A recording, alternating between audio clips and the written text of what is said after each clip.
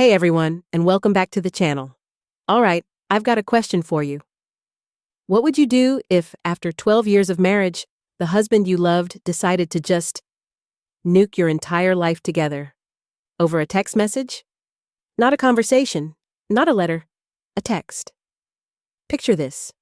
You're at work, in the middle of a totally normal day. And then, bing, a notification pops up on your phone. It's from your husband.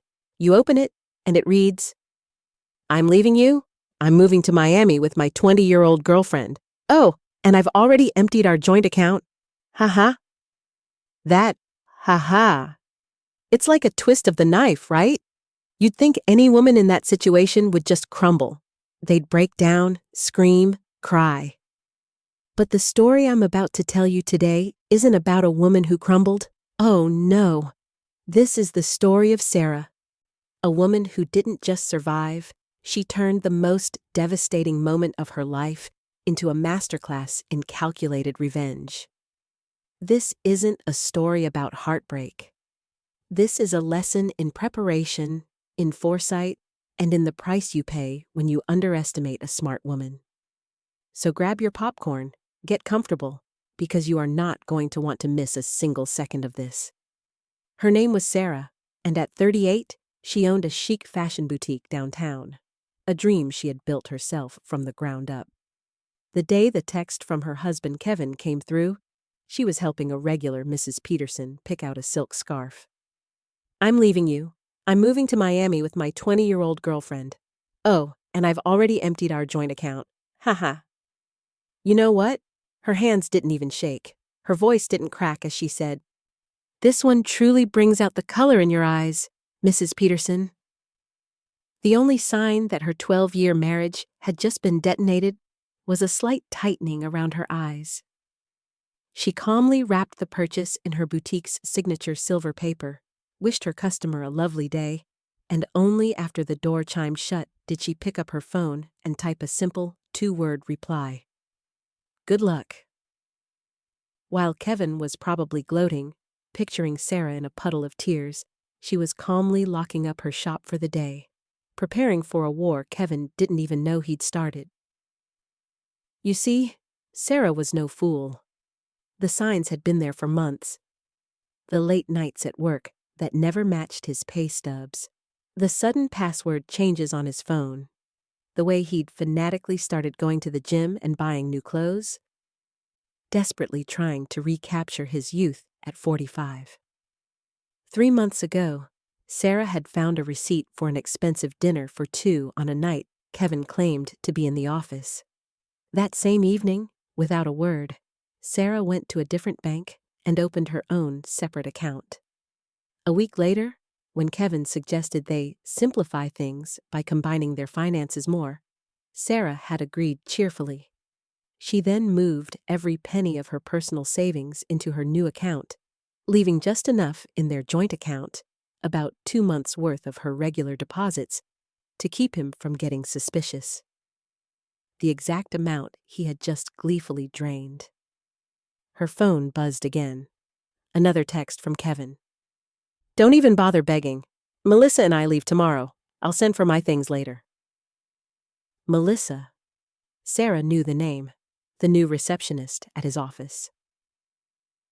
Sarah had seen her at the company Christmas party, watched her laugh a little too loudly at Kevin's jokes, noticed the way she touched his arm when she thought no one was looking. A girl young enough to be his daughter, and naive enough to think she was special. Instead of replying, Sarah called her lawyer. The same lawyer she had put on retainer 2 months ago, right after she found the hotel charges on their credit card statement. "It's time," Sarah said simply. "He just made his move." "The papers are ready," her lawyer replied. "I'll file them first thing tomorrow. Do you want me to have him served in Miami?" "No rush," Sarah said, a small smile playing on her lips. "Let him think he's won first." Another text from Kevin. "I know this must be hard for you. You're not getting any younger after all. At least you have your little shop to keep you busy." Her little shop. the successful boutique she'd built from scratch, which generated more income than his middle management job. The shop whose profits she had meticulously kept separate from their joint finances. Sarah smiled, thinking of the certified letters that would soon greet Kevin in Miami. That evening, she was in their house. Correction. Her house. It was an inheritance from her grandmother, and she'd kept the deed solely in her name, despite Kevin's repeated suggestions to add him to it. Another lucky instinct that had paid off. His texts kept coming, each one more condescending than the last. I've been planning this for months. Melissa understands me in ways you never could. Already told my family, they agree we grew apart. Sarah screenshotted every single one, adding them to a folder labeled Evidence. Let him dig his own grave. Then came the final, fatal mistake.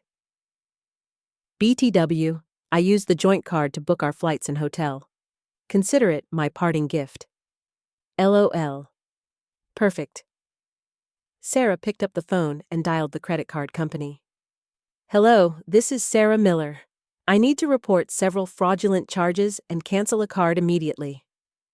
The professional tone in the representative's voice couldn't quite hide her satisfaction as Sarah explained. Yes, ma'am. What are the charges? 2 first-class tickets to Miami booked today, hotel charges at the Royal Palm, and I'll need to remove my husband, Kevin Miller, as an authorized user. Do you have documentation of the fraud, ma'am? I do, Sarah said. I have text messages from my husband admitting he used our joint card to fund a trip with his girlfriend after emptying our bank account. I'd be happy to forward them. Within minutes, it was done. Kevin and Melissa would arrive at the airport tomorrow to find their tickets were invalid. Their luxury hotel reservation canceled. Her phone buzzed. Don't worry about the house. I'll let you stay there until you find something smaller. This time, Sarah actually laughed out loud. Did he really think he had any claim to her grandmother's house?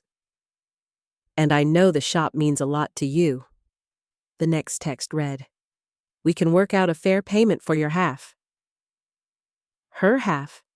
Of the business she built, funded, and ran herself, while he called it her hobby? Sarah poured herself a glass of wine, the good stuff she'd been saving. This definitely qualified as a special occasion. Tomorrow, Kevin would learn some hard truths about property law. But tonight, she would enjoy the quiet and plan her next chapter. The next morning brought a flurry of frantic, angry texts. What the hell did you do to our credit card? The airline won't honor our tickets. Answer me. Sarah silenced her phone and headed to her boutique. Life goes on. Around noon, Kevin's mother called. Sarah, dear, she began. Kevin told us everything about how controlling you've been, how you drove him away. He says you're being vindictive now, causing problems with his travel. Sarah put her on speakerphone while arranging a new window display. Did he mention emptying our joint account and charging tickets for him and his girlfriend on our credit card? Silence. Well, he said you left him no choice, that you'd been cold and distant. Barbara, Sarah said, her voice even. I have his texts. Would you like me to read them to you? The one where he bragged about taking our money? Or maybe the one where he mocked my age? Another, longer pause. He did seem a bit cruel. I told him that was inappropriate. I appreciate the call, Barbara, but my lawyer has advised minimal contact with Kevin's family during the proceedings. Proceedings? Already? Goodbye, Barbara. By late afternoon, the gossip mill was churning. Kevin and Melissa were stuck at a budget motel near the airport, their Miami dreams temporarily derailed. His personal credit cards, it turned out, had been maxed out for months, another red flag Sarah had noted. Her lawyer called with an update. The emergency hearing is set for Monday. Given his admission of emptying the joint account and the documented credit card fraud, we're in a strong position to freeze all remaining assets. The hearing on Monday was everything Sarah could have hoped for. Kevin showed up in his new wardrobe, designer jeans too tight for his age, and a blazer that screamed midlife crisis. Melissa waited outside, her youth looking painfully out of place under the harsh courthouse lighting. Sarah's lawyer methodically presented the evidence. Kevin's gleeful texts, the proof of credit card fraud, his documented history of hidden expenses. Your Honor, Kevin's hastily hired lawyer attempted.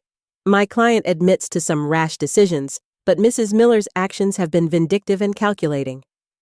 Sarah's lawyer countered without missing a beat. Calculating? You mean prudent? My client protected her separate assets and maintained detailed records of her husband's suspicious behavior. That's not vindictive, Your Honor. That's smart business. The judge reviewed the documentation. The separate property deed to the house, the boutique's incorporation papers in her name only, the careful separation of finances. Mr. Miller, the judge addressed Kevin directly. You admitted via text message to deliberately emptying a joint account and using shared credit cards to fund a trip with your girlfriend. Do you deny this? Kevin shifted uncomfortably. I was just trying to make a clean break. By committing financial fraud? The judge raised an eyebrow. Kevin's lawyer tried again. The business grew during our marriage. My client is entitled to... The business was established before the marriage, Sarah's lawyer interrupted, and Mrs. Miller maintained strict separation of business and personal finances throughout. We have documentation of every penny. Sarah watched Kevin's face as reality finally began to sink in. He thought this would be easy. He never understood her insistence on keeping things separate, had mocked her careful bookkeeping as obsessive. The court finds sufficient evidence of financial misconduct, the judge announced. All shared assets are frozen.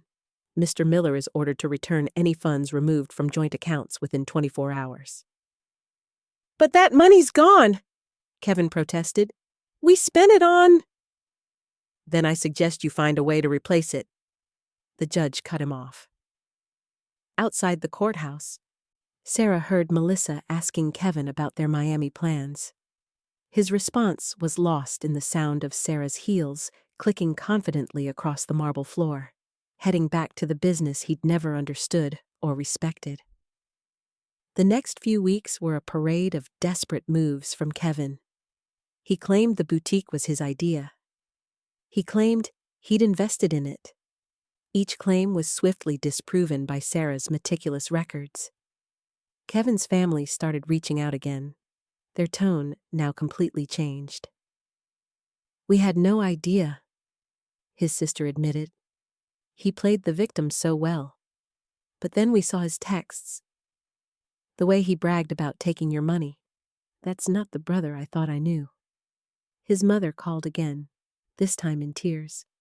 The things he said about your age? I thought I raised him better than that. Meanwhile, Sarah's boutique thrived, ironically boosted by the local gossip. Women came in specifically to show their support, often leaving with far more than they planned.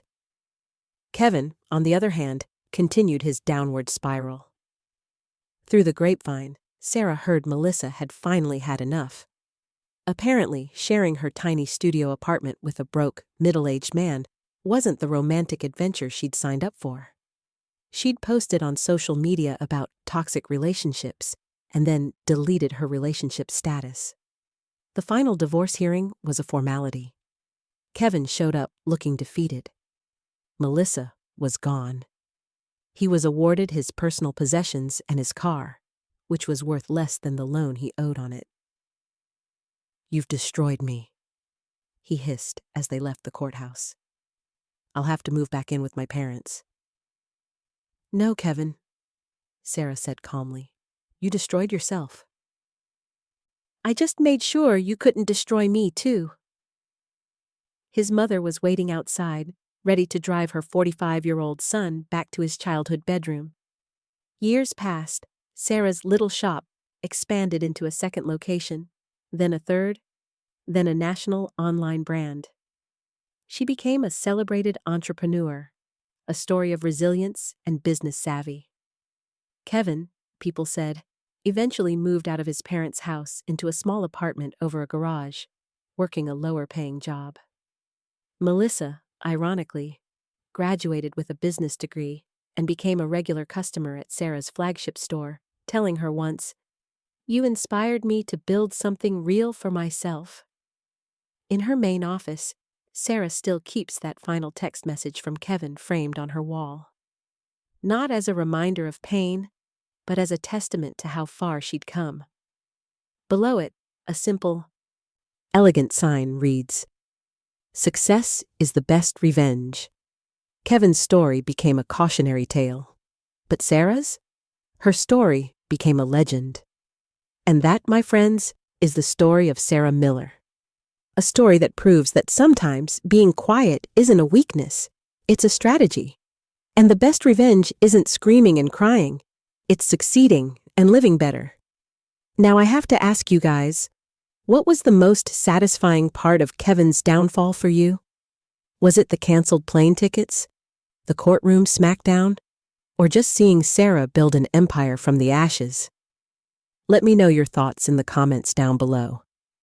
If you love a good story about karma and powerful people getting their due, make sure you hit that like button.